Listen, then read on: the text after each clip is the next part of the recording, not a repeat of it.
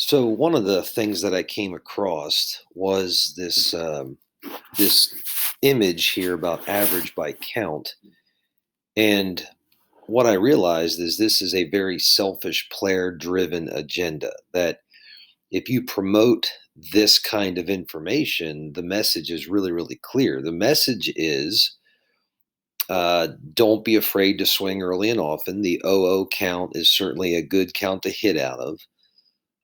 And furthermore, it would argue that every 3-0 count is a count that you should swing it. This is a very player-driven agenda.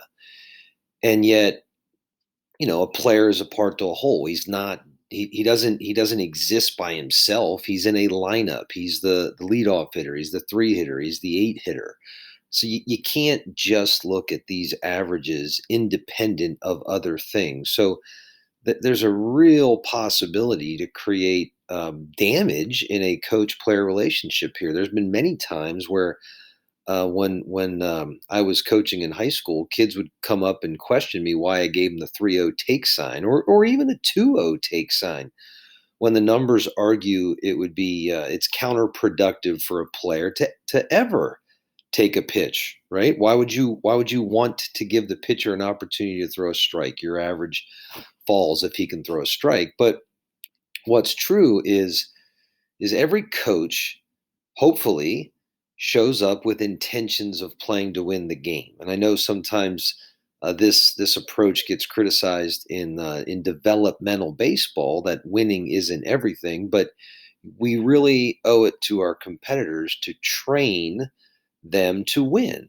That you can't remove the act of winning from competition. It creates a lesser version of the event. So we always want to play to win the game, and coaches are generally smart people, and they understand that context is very important. And I can't just constantly allow the player driven agenda to drive my decision making. I have to have opportunities to give a take sign, or we have to understand that at different points of the game, right, there are different responsibilities. So I found this online, this idea of run production. It's major league, of course, but it's by inning, and it goes from the first to the ninth inning. And that middle black line, the horizontal line, is the average. And in the first inning, more runs are scored than any other inning. And I think that goes to reason. I mean, those are your best hitters. You want your best hitters up. There aren't many restrictions placed on the hitter. So all of those averages come into play, and sometimes pitchers' nerves come into play, right? So the first inning is your highest, and then the second inning drops, which I think just recognizes the fact that the bottom of the order guys are hitting. And then it flattens out in the third, the fourth, the fifth, the sixth, a little bit above average, but it does flatten out. But then there's this drop in the seventh, eighth, and ninth, and there's reasons why I think that happens. And some will argue that, well, that's because we bunt. Well, I think we bunt because we know the game's about to end, and I don't necessarily need to beat you 17-12. I can gladly beat you 13-12. So in those later innings, I think one of the reasons why the scores drop is because not all runs become as valuable, is that we start recognizing that the game is about to end, and the value of one run is more important in the seventh and eighth inning than the value of one run early in the game, right? So we have to recognize that not all innings are created equal. They all should be approached differently. And late in the game, coaches understand that we want to win the game. We don't necessarily need to win the game by large margins. But in the first and second inning, when there's so much uncertainty with the direction of the game, of course we'll gladly accept those crooked numbers in those big innings. Okay. And then compound that with these unwritten rules that baseball has. These make them throw a strike late in the game. Never let the pitcher have a three pitch inning, right? So if If the first batter swings and pops up, then good coaches generally know that preferably the second batter should take the pitch to guarantee you can't have a three pitch inning. But sometimes the second guy swings, and now the third guy is probably going to be forced to take a pitch. And when you're bound by this player driven agenda, a lot of times these unwritten rules create cultural problems in the dugout. And why didn't you let me swing? Well, because baseball's got a code. The goal is to win the game. We're not driven by these averages, right? So we need to recognize that these rules do play a part. And sometimes you'll hear people say 3-1 is the same as 3-2. The implicit message is take a pitch.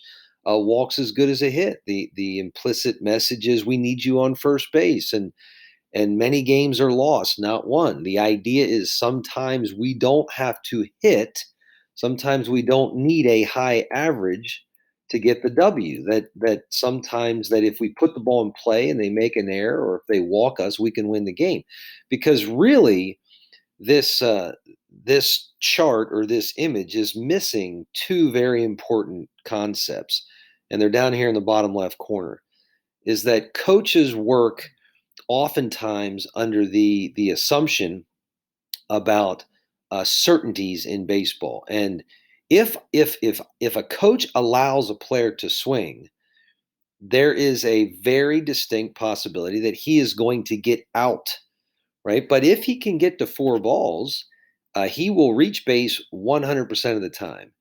And if he strikes out, he will reach base 0% of the time. So I wanted to bring this into attention. As a coach, players really care about their batting average, and this is really important. We want our players to have high averages because high averages create confidence, and people look at averages and they get rewarded for high averages. Of course, we want our players to hit for a high average, but what we owe it to the players is to say there's going to be many times I am going to ask you to do certain things that aren't in your favor because we always play to win the game. And what are those things? Well, those things are context driven.